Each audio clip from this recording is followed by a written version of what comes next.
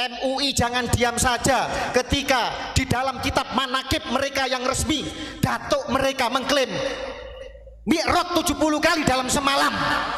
Ini menodai, ini jelas-jelas melecehkan, merendahkan Nabi besar kita Muhammad SAW.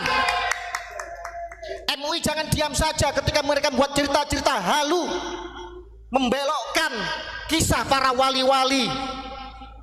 Keluarga Wali Songo dibelokkan menjadi Yamani, padahal isbat nasab kita, tes DNA kita jelas tidak ada urusannya dengan Yaman. Rukun iman ada 7, tidak perlu haji, cukup ketarim. Ini lucu Nusantara penuh dengan kejayaan, masa dibandingkan dengan sebuah kota yang gersang, yang tidak ada jejak peradaban sejarahnya dalam dunia Islam. Mohon maaf, banyak literatur mengatakan bahwa Hadramut dan Tarim yang mereka bangga-banggakan bukan bagian dari Yaman di masa Nabi. Yang dimaksud Yaman adalah Yaman Utara di masa Nabi. Sebagaimana ketika Quran menyebut Rum, itu adalah Romawi Timur, Bizantium, yang beribu kota di Konstantinopel, bukan Romawi Barat yang telah runtuh 1 abad sebelum Nabi dilahirkan, yang beribu kota di Roma. Sekarang karena penjajahan, karena pembelok, karena faktor geopolitik, kemudian akhirnya Hadramut dan sekitarnya menjadi Yaman Selatan. Padahal dulu di zaman Nabi mereka bukan Yaman. Hadramut ya Hadramut, Yaman ya Yaman. Ini penyesatan model seperti ini sebenarnya sudah saya kupas tuntas dalam banyak tulisan saya, saudara-saudara sekalian. Jadi MUI sekali lagi jangan belah bambu, jangan pilih kasih, jangan tebang pilih. Kalau Mama Hufron yang bicara dengan semut dianggap sesat, bagaimana yang Mi'raj 70 kali dalam semalam? Rukun iman ada 7, haji ditarim, bisa memadamkan api neraka. Ini narasi yang jahat, doktrin perbudakan spiritual yang mengakibatkan kapitalisme agama, dan korbannya adalah warga bangsa pribumi Nusantara. Dan NU jangan diam saja, jangan menjadi mental budak.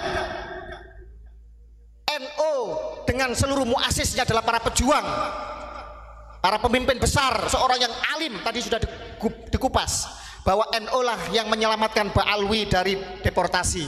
Karena jelas mereka tidak ada jejaknya pada tanggal 28 Oktober 1928 Sumpah Pemuda. Tidak ada jejak mereka di dalam 10 November 1945 Hari Pahlawan. Di dalam Hari Santri Resolusi Jihad juga tidak ada. Di dalam BPUPKI, PPKI Persiapan Kemerdekaan Indonesia tidak ada. Di dalam revolusi menghadapi penjajah Belanda, agresi militer pertama, kedua juga tidak ada.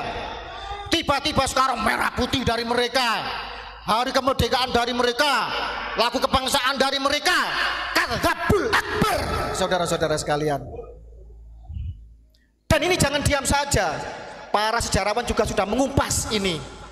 Jangan karena tersandera oleh kepentingan politik, jangan karena punya besan, punya guru dari kalangan mereka kemudian diam saja.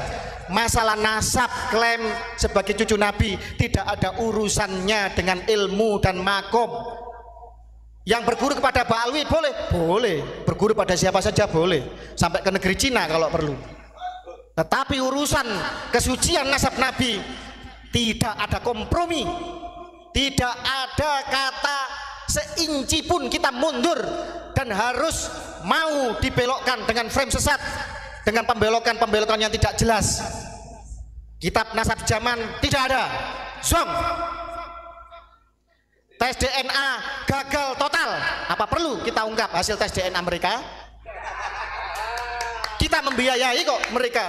Banyak Ba'alwi baik yang sebenarnya sadar, yang sebenarnya ingin integrasi, menjadi bagian integral tak terpisahkan dari kebinekaan kita. Mereka juga resah dengan kejahatan dari klan mereka yang menjual agama, yang masih mengkapitalisasi agama. Apa perlu kita buka hasil tes DNA mereka?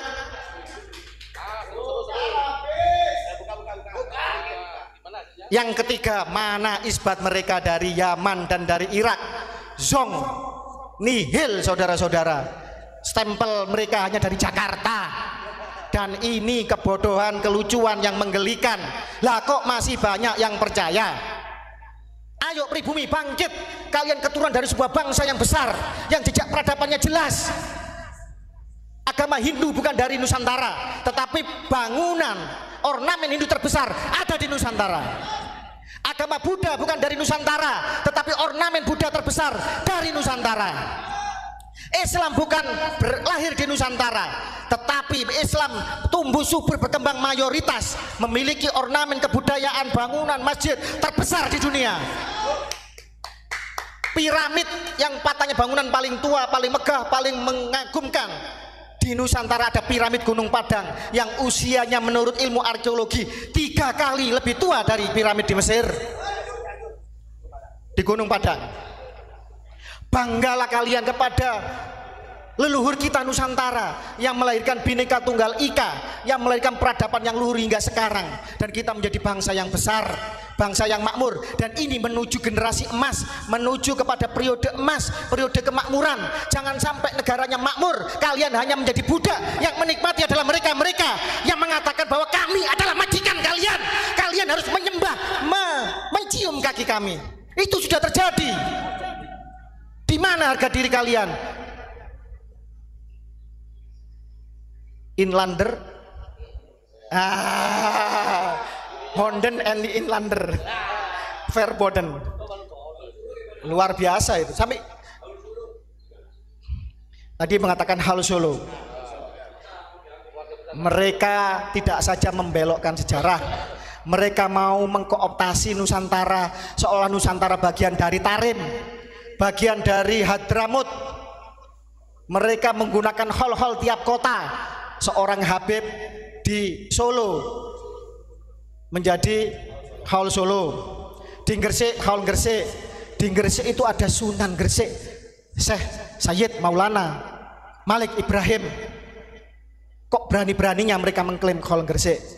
Di Solo itu ada Ki Ageng Genis, ada Ki Ageng Selo, keturunan dari Wali Songo, ada PB 10 yang sangat berjasa kepada Nusantara. Mbah Min Haj, banyak di Solo wali-wali besar, kemudian menjadi hall Solo. Mohon maaf, di Pasuruan ada Masjid Sepuh peninggalan dari Adipati Nitya Diningrat pertama bin Pakubuwono kedua. Adipati Pasuruan telah menjadi Masjid Assegaf.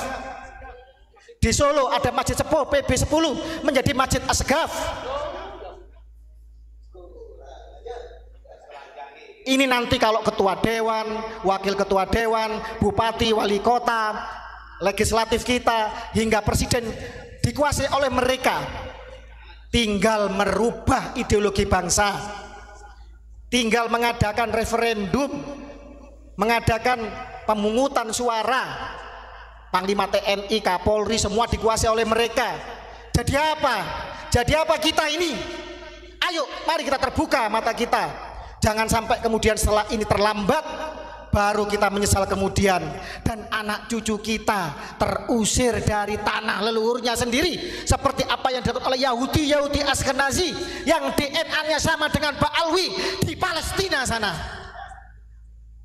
Allahu Akbar. Siap kita lawan? Siap kita jihad? Siap kita bersatu untuk melawan ini semua? Keprok atuh. Saya di Unik, saya harus mengikuti pakem Mamang Hufron, saudara-saudara sekalian. Saudara-saudara sekalian yang saya hormati, saya muliakan, tidak banyak yang bisa kami sampaikan di sini selain apresiasi yang setinggi-tingginya dari keluarga Keraton Nusantara kepada seluruh pejuang dari Trah Wali Songo, Trah Kesultanan, Trah ulama-ulama sepuh leluhur kita, termasuk juga kepada keluarga besar Pondok Unik. Apa yang kalian narasikan, yang panjenengan semua perjuangkan pada hari ini, insya Allah tidak akan lama lagi negara akan hadir. Insya Allah apa yang dikatakan oleh Profesor Mahfud MD, polemik ini nanti akan diselesaikan secara hukum. Insya Allah apa yang telah kita narasikan sudah sampai kepada Presiden Jokowi, sudah sampai kepada Presiden yang akan datang Prabowo Subianto, sudah menjadi perbincangan di kalangan para pejabat elit negara. Mereka masih mencintai NKRI, mereka masih menjadi garda setia dari Pancasila. Tidak akan lama lagi ketika para nakib dunia dari keluarga Bani Jamil, pencatat nasab 3 putra Said Ahmad bin Isa dari Irak datang ke Nusantara, dia pasti akan menyampaikan bahwa datuk kami hanya 3, Muhammad, Ali dan Husain. Tidak ada yang bernama Ubaidillah yang hijrah ke Yaman. Nanti akan hadir nakib dari Yaman untuk menunjukkan bukti fakta sejarah bahwa mereka tidak pernah diakui sebagai bagian keluarga besar Nabi di Yaman sana. Juga akan hadir insya Allah Ketua Nakib Dunia Sayyid Munir dari Turki, Hasimiyun. Turki adalah bekas Khilafah Utsmani. Di sana pencatat nasab Nabi dilakukan berabad-abad selama eksistensi Utsmani. Dan insya Allah semua akan hadir di Indonesia, di Nusantara untuk menjelaskan kepada mereka-mereka yang bermental inlander bahwa Pak Alwi bukan keturunan Nabi Muhammad SAW. Kalau yang ngomong Gus Fakih Mukodam, Fakih Wirahadiningrat, mereka tidak percaya. Hidungnya pesek, mukanya pribumi, kayak begitu. Ah, lu siapa? Yang ngomong Mama Hufron, Gus Ubat, Gus Ilyas, Gus Imro dan keluarga besar unik, mereka nggak percaya. Yang ngomong Kiai Imaduddin, walaupun pengarang kitab kelas dunia, puluhan kitabnya dicetak, digunakan di luar negeri, mereka tidak percaya. Karena mentalnya inlander. Kalau ketemu orang mata sipit, mereka minder. Wah, ini lebih lihai dalam berbisnis. Kalau ketemu orang matanya biru, rambutnya pirang, wih, ini lebih jenius dalam ilmu pengetahuan. Kalau ketemu orang hidungnya mancung, walaupun tidak bisa ngaji, pakai surban sebesar ban Vespa, dipikir alim cucu Nabi. Ini mental inlander. Padahal bangsa kita memiliki banyak penemu hebat kelas dunia. Ada B.J. Habibie, panjenengan tahu Bayraktar Turki, drone terhebat saat ini punya Turki. Itu kan sama dengan elang hitam. Yang prototipenya yang membuat itu mahasiswa Indonesia dari Jerman yang dikontrak oleh Turki. Siapa sumbernya? Saya punya senior yang kuliah di Jerman yang menceritakan kepada saya bahwa Pak Alwi ini adalah Yahudi Ashkenazi, Yahudi Khazar. Apa perlu dibuka ini hasil tes DNA-nya Pak Alwi? Mohon maaf, saya tidak akan mengatakan nama karena kita harus menghargai privasi, dan saya menghargai saudara saya tersebut dari Pak Alwi yang telah mau untuk tes DNA. Baik, saya akan buka bahwa yang bersangkutan sudah tes DNA di Family Tree DNA. Jelas bahwa haplogrup Y DNA mereka adalah G. Jelas G. Artinya pria dari Kaukasus, dari Bani Khazar yang telah musnah, hancur, menyebar ke seluruh dunia. Tetapi jejak catatan Tuhan dalam genetik kita tidak akan pernah hilang dan terhapus begitu saja. Selama-lamanya akan tercatat. Kita keturunan siapa akan tercatat. Yang pertama, ras Arabnya kurang dari 1%. Artinya mereka sama sekali bukan orang Arab. Gitu kok ngaku cucu Nabi. Arab saja bukan kok.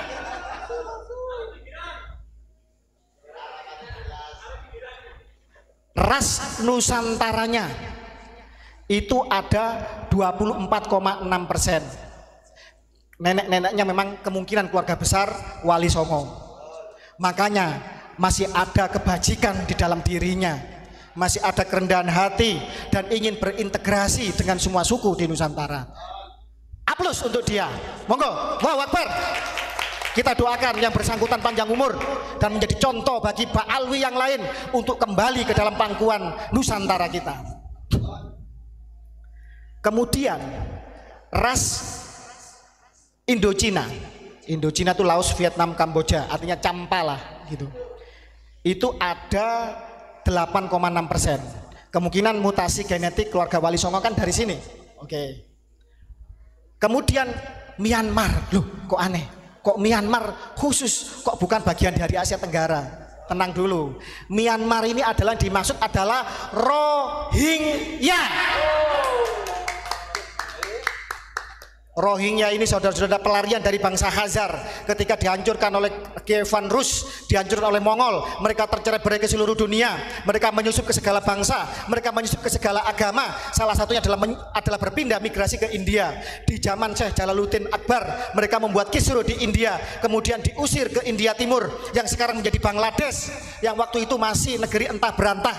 Kemudian mereka ngisru lagi, kemudian akhirnya mereka dimusuhi, dan oleh Inggris mereka kemudian dibawa migrasi ke Myanmar. Saudara-saudara sekalian, di Myanmar itu ada 3 suku yang beragama Islam selain Rohingya. Tetapi kenapa hanya Rohingya yang dianggap sebagai ekstremis? Karena mereka ngisru, karena mereka ingin memberontak, karena mereka ingin memisahkan diri, ingin mengkapling wilayah, mengklaim sejarah di dalam Myanmar kita. Makanya kemudian mereka diperangi. Itu masih baik pemerintah Myanmar. Dengan kerjasama PBB mereka dibuatkan sebuah pemukiman di sebuah pulau dengan fasilitas yang luar biasa. Tetapi dasar ras jahat mereka tidak nyaman kalau kemudian hidupnya baik-baik saja. Mereka kemudian dengan segala macam rekayasa hijrah ke Malaysia, ke Aceh, dan tahu sendiri apa yang mereka lakukan. Jejak digital bisa dilihat. Mereka kalau dimakan sedikit dibuang, mereka ngomel kalau makannya tidak enak.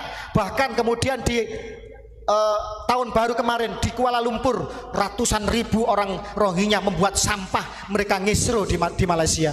Dan sekarang menjadi persoalan serius, menjadi perbincangan. Orang Malaysia bingung bagaimana cara mengusirnya.